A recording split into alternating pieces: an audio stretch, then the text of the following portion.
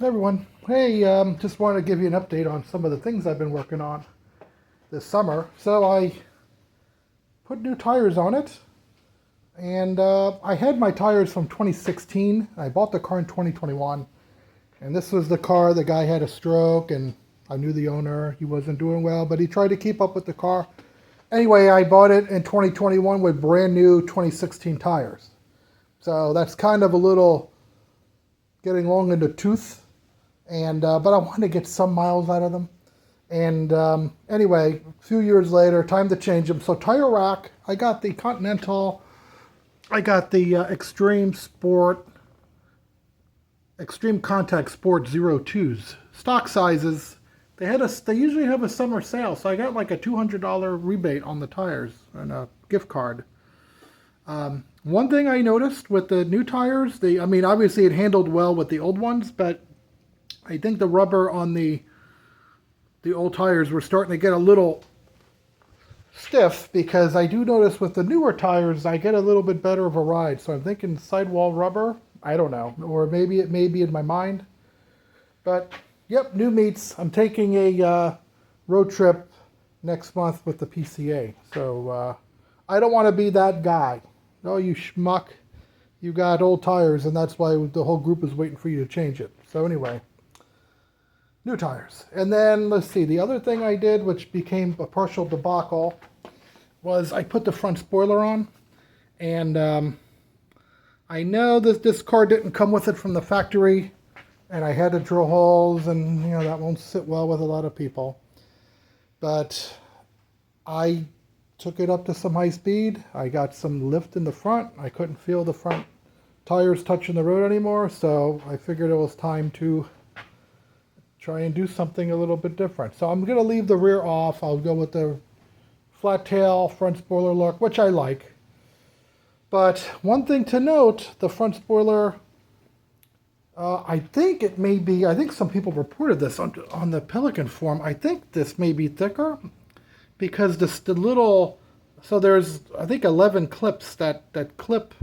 So you have two here that drill in this way with studs, and you got just regular bolt, and then 11 clips that clip it to the rear fascia.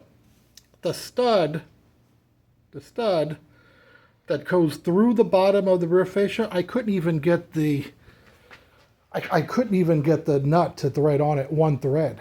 And I mean, I just couldn't believe that. I'm under the car, and I'm like, man, I mean, this is ridiculous. So I don't know if the studs were too short, or the lip spoiler itself is thicker, but I wasn't going to grind and massage it, so I just took those out, those clips. I took them off, and I put them in the drill press, and I drilled through, made a hole, and then, well, here's my leftover hardware over here. So, I just used stainless steel bolts, and these were the nuts that came with it.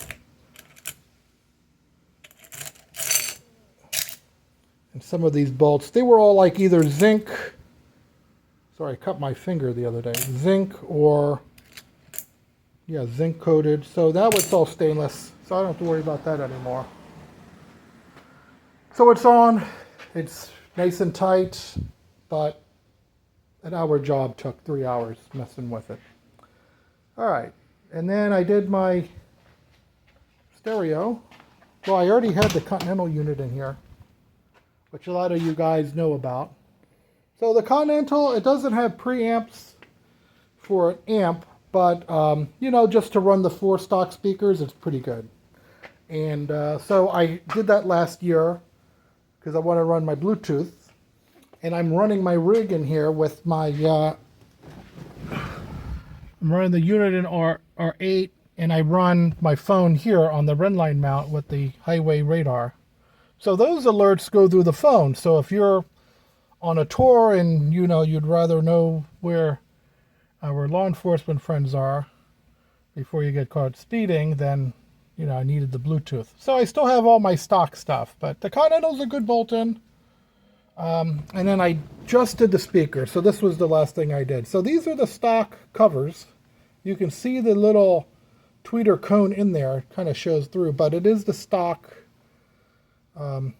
grill. And I'll show you how you get that to fit in the speakers I used. And then in the back, which I don't have the grill yet, but you can't get the stock grills to fit.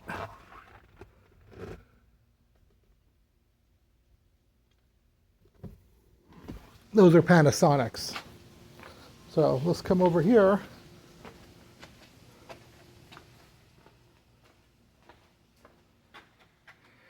Anyway, here's the stock speakers. These are paper. Mine are still good, although they didn't sound that good. So there's nothing cracked. There's no resistance there. So this is the front speaker. This is what's in the rear. This is for an 89 Carrera 3.2, but I think this is applicable to other years. So another 5 1/4 in the back with a tweeter. This one's good too. All 4. So I'm preserving these. So these are the boxes that the new speakers came in. So in the back, these are from Best Buy. TS A4671F. Got that open box. And then these are the ones in the front. This was open box too. Kicker, 5 1/4